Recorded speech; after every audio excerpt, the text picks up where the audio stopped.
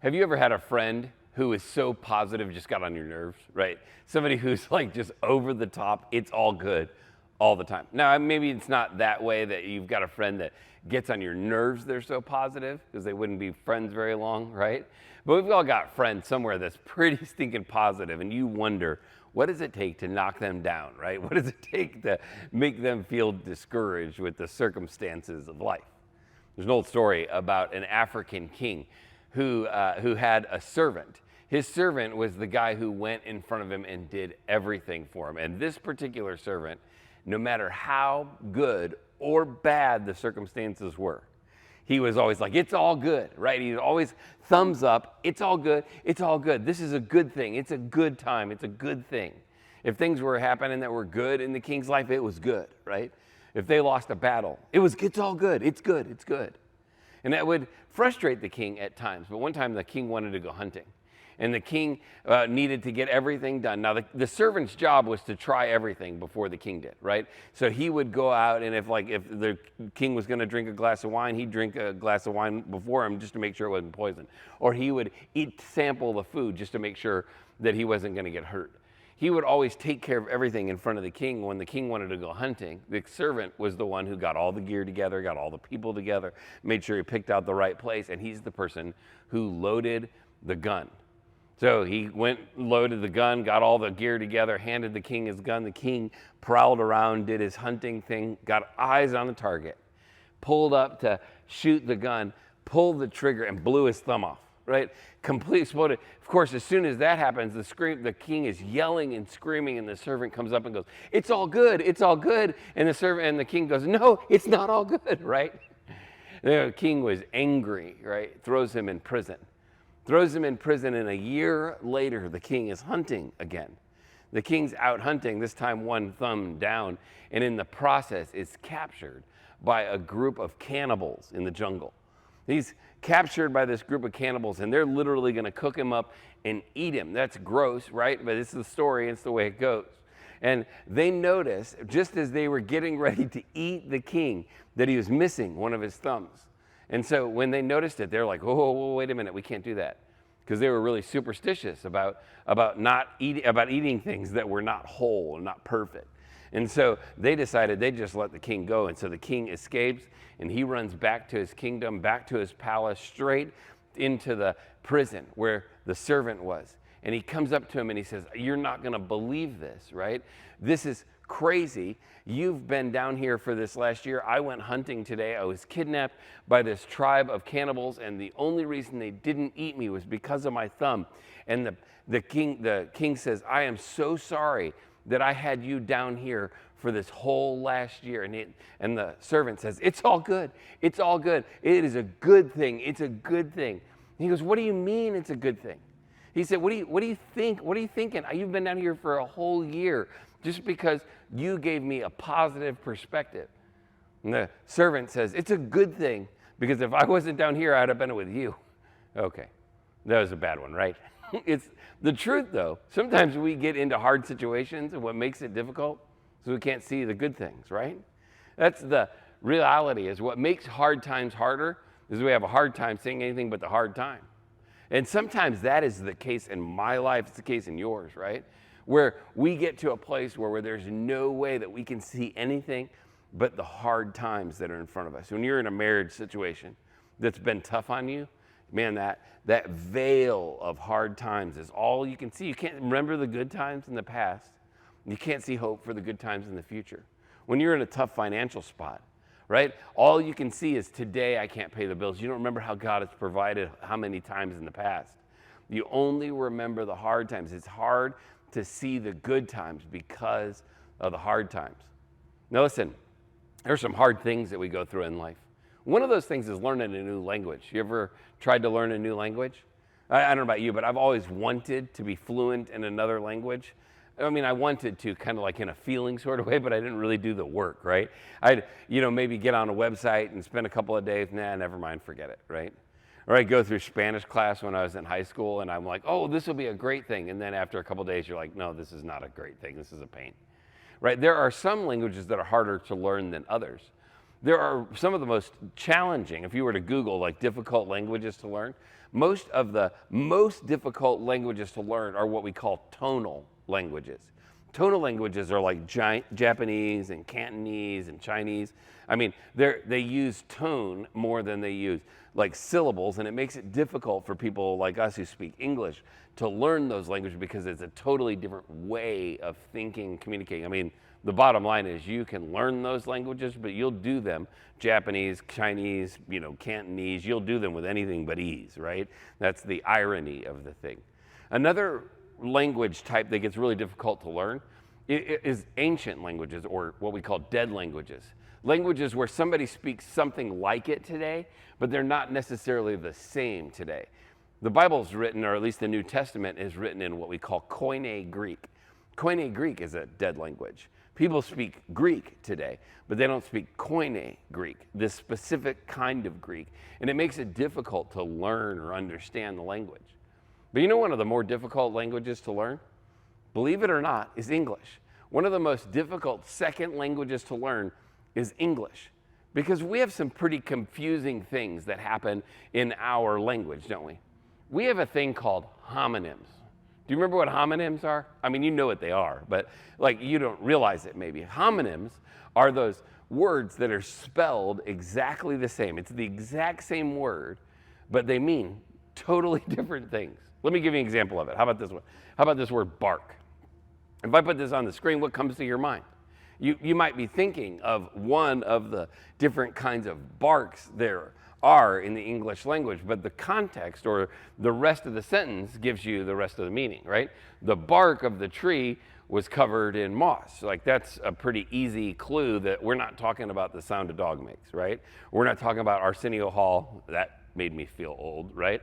We're not talking about who let the dogs out. Forget it, I won't do it. The bark of the trees was covered in moss makes it real obvious that we're talking about the outside, or that part of the tree that's that you can touch and physically place your hands on. Let me give you another example. How about this word? Forward. Forward is an obvious word. You're like, oh, I know what forward means. It means to go forward in my life, right? It means a direction, a word related to a specific trajectory in my life. We exist as a church to help people take their next step forward in their faith in Jesus, right? That's the kind of context or understanding. When we use the word forward in that way, we know it means trajectory. But what if I put it this way? Dennis Rodman started at forward back when the NBA mattered, You'd go, oh yeah, that's a different kind of forward, right? He plays a position on a basketball team. It gets even more complex. You say that same forward could play in soccer, or that forward position could happen in hockey, right? Or you could play forward in a lot of different places in life, but the context is what gives it clues. It makes it difficult to learn because we have words like homonyms that are exactly the same word, spelled exactly the same way, but the context is what gives us the clue to the meaning.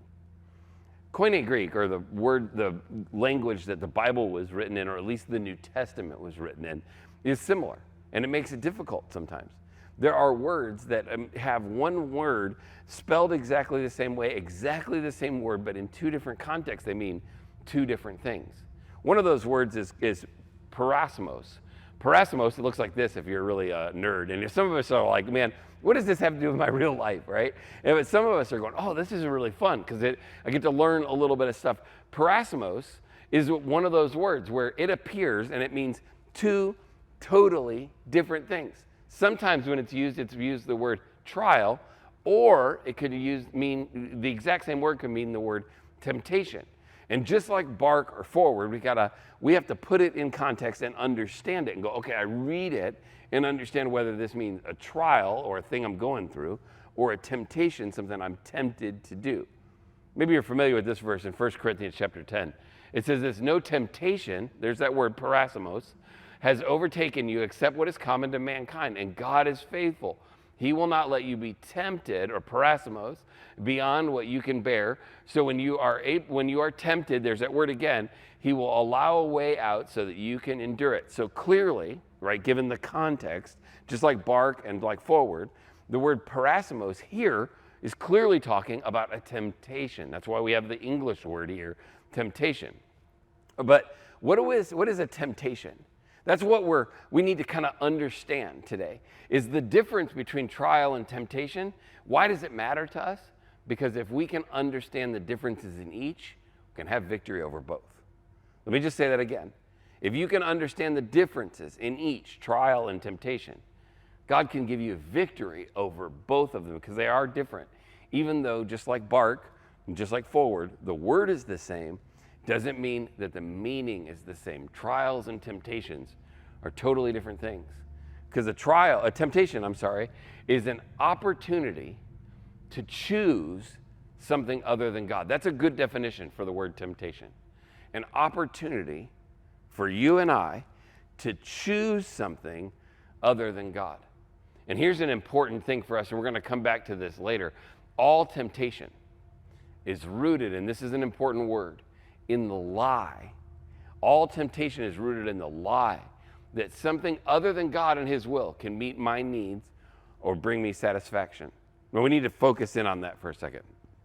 Every temptation in your life, every temptation in my life is an opportunity for me to choose something other than God, and it's all rooted in the lie that something other than God and his will can meet my needs or bring me satisfaction. Think about your life. Think about the temptation that you've experienced in your life. Isn't every one of them an opportunity to choose to believe that something other than God and his will bring you satisfaction, bring you meaning, bring you value, right, in your life? That's what temptation really is. But here's the deal. Temptation is different than trials. Sometimes we use those words together. I go through many trials and temptations, right? We'll toss them together because it's important to recognize that we do that because James does it. James uses the other version of trial, the other use of parasmos in James chapter 1, verse 2. And this is where we're landing, because this is where we're starting a brand new series today called Faith in Real Life, right? Faith IRL. When we live out life in real life, what does our faith look like? And this is one of those things. He says this: consider it pure joy, my brothers and sisters, whenever you face trials, many kinds. Parasmos. There's that same exact word in the Greek, right? So consider it pure joy, my brothers and sisters, when you face parasmos of many kinds. Is he saying consider it fun or joyful when you experience temptation? No. Clearly what he's saying is that this time, when he uses the word parasmos, he's using it related to trials. Trials are different than temptations. Temptations are opportunities for us to choose something other than God to bring us joy and satisfaction. And what a trial is the inevitable circumstances that make life hard. You're going to go through trials. I'm going to go through trials. We're going through trials like all the time, right? Small trials, like challenges as we bring up our kids, right? Big trials as we go through marriage stuff, right? Small trials as you try to choose a path and there seems to be something in the way, right? But big trials when we go through really difficult times with our health, right? We go through trials or the inevitable circumstances in life that make life difficult. It happens to every one of us. But the problem is, and here's the reality, here's what happens in James, and this is so important for us when we talk about faith in real life, is that James doesn't use it just as temptations or just as trials. In one time, James uses them both. In one sentence at one time, he says, God bless those who patiently endure testing and temptation, or trials and temptation. Afterward, they will receive the crown of life that God has promised to those who love him. What's crazy about it is James uses them both together. So why does he do that? Why is it that James uses them both together? I think it's because every single day, you're going to face both of these. Every single day, you're going to face both testing and temptation, trials and temptation, parts of your life where you experience the inevitable circumstances that make life hard and opportunities to choose something other than God to bring you satisfaction and meaning and value in your life. Now, I don't do this a lot. We don't talk about Greek words a lot, and we don't talk about commentaries a lot. We use them both, study them both before we ever get here, but we don't usually bring them to this platform. We don't usually talk about them here because they're difficult for us to kind of digest and understand. But I think Warren Wiersbe said it really, really well. He says this: we may ask, why does James connect the two, trials and temptations? What is the relationship between trials on the outside and temptations on the inside? He says it's simply this: if we're not careful, the trials on the outside may become temptations on the inside.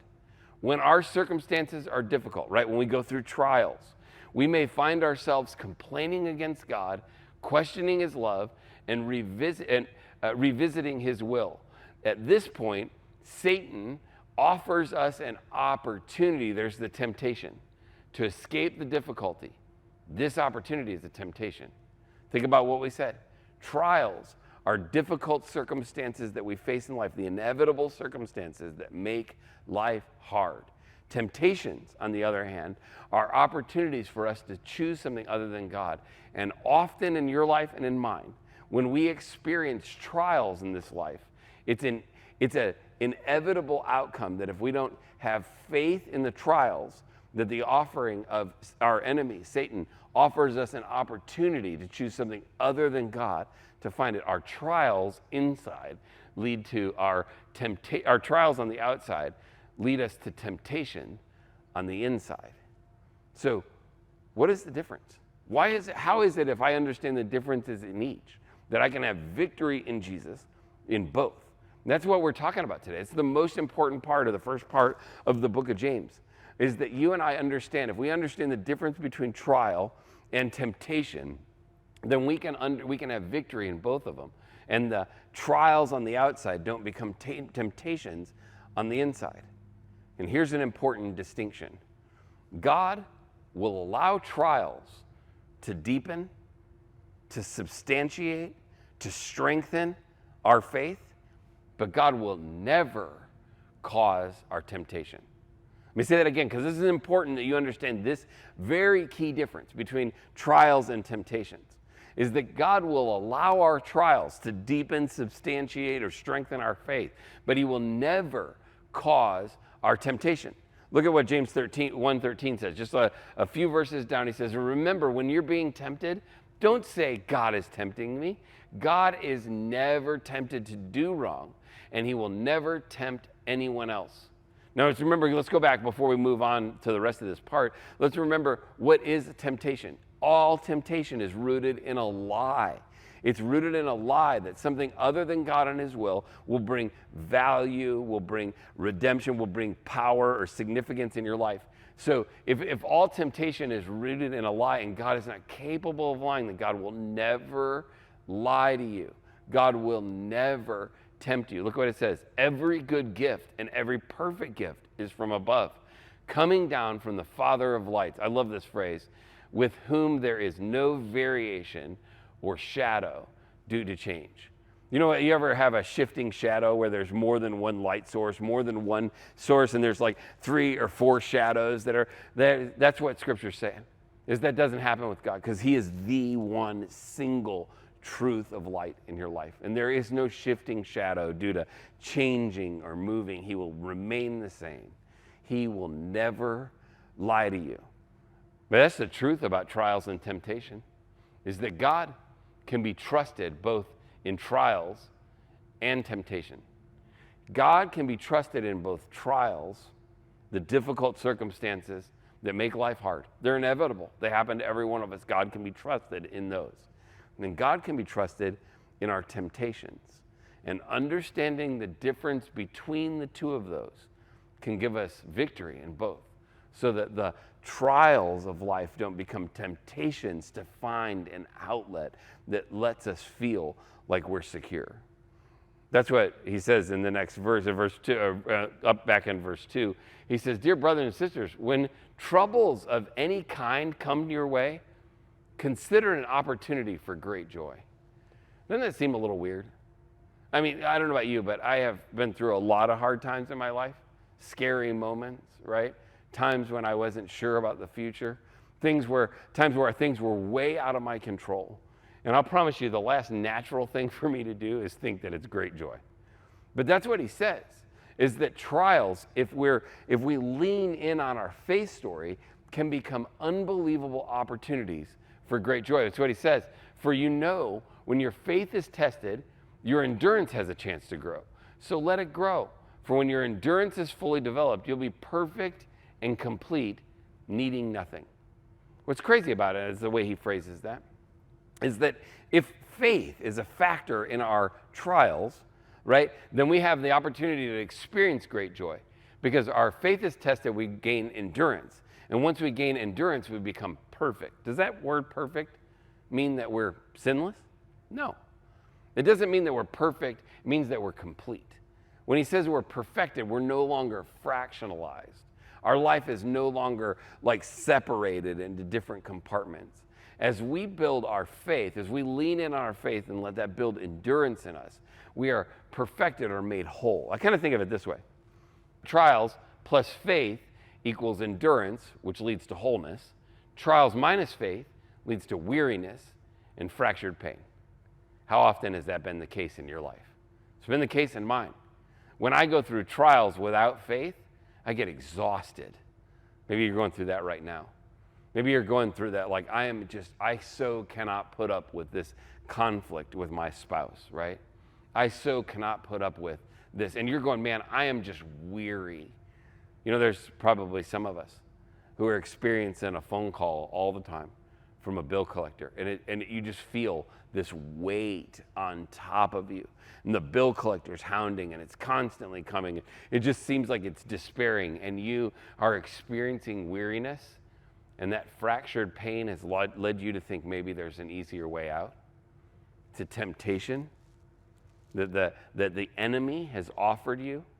And he's sneaking in to offer you an opportunity to find value, significant relief from something other than God.